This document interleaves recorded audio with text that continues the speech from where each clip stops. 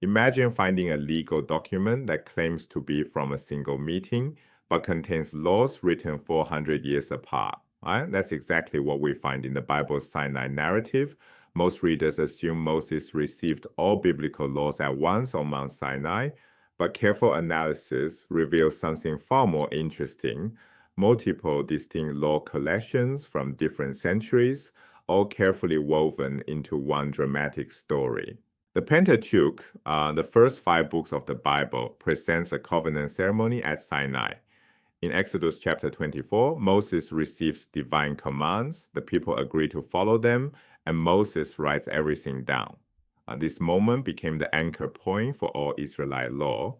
Everything gets attributed to this 40-year period of intimate contact between God and Israel in the wilderness. Here's where it gets interesting. Scholars have identified at least 3 major legal collections within this narrative.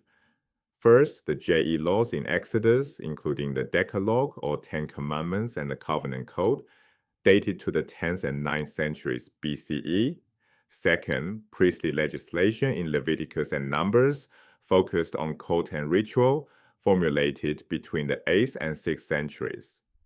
Third, Deuteronomic Laws, a distinct reformulation of earlier laws, also from the 8th to 6th centuries. Look at this timeline.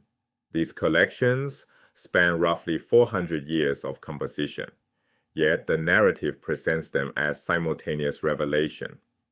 The JE laws emerged earliest during the early monarchy period. Centuries later, priestly writers and Deuteronomic authors produced their own legal materials. All 3 traditions ended up attributed to Moses at Sinai, despite their vastly different origins. Why did editors do this? The strategy served a clear purpose: to lend an air of high antiquity and divine sponsorship to laws that emerged in different historical contexts. By placing all legal material within the Sinai narrative, editors transformed diverse community regulations into unified divine revelation. The narrative framework proved flexible, some laws given at Sinai itself, others during the 40 years afterward. This allowed editors to incorporate remarkably diverse materials. The Sinai framework accommodated laws from different moments within this 40-year period. At the mountain itself, Moses receives core legislation. During wilderness encampments, additional priestly regulations emerge. At the edge of the Promised Land, Moses delivers his final legal addresses, what becomes Deuteronomy. This structure wasn't accidental. It represents sophisticated editorial work, preserving distinct legal traditions while granting them shared authority through a common narrative origin. Biblical laws didn't emerge in a vacuum. They share remarkable similarities with broader ancient Near Eastern legal traditions. The Code of Hammurabi, written around 1754 BCE in Babylon, contains laws strikingly similar to portions of the Exodus Covenant Code. Scholars examining these parallels conclude that Israelite and Mesopotamian laws share a common legal heritage, likely transmitted through Canaanite legal traditions that both cultures drew upon.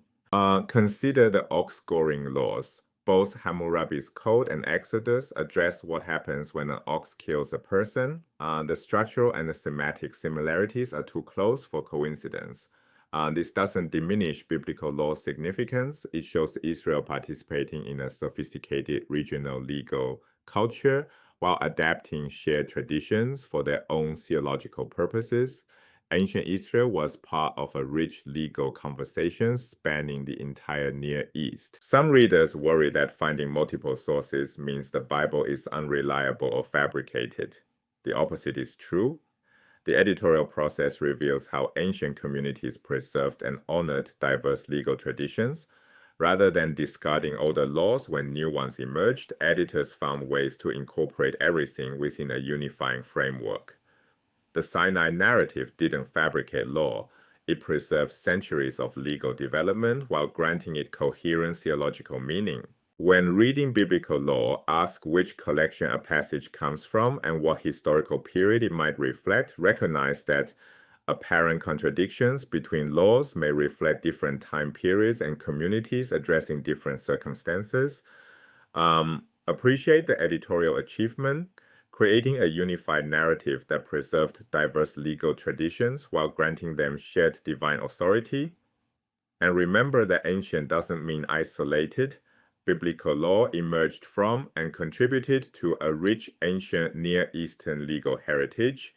The Sinai narrative stands as a remarkable literary accomplishment, weaving 400 years of legal development into a coherent story of divine revelation that continues to shape religious and legal thinking today.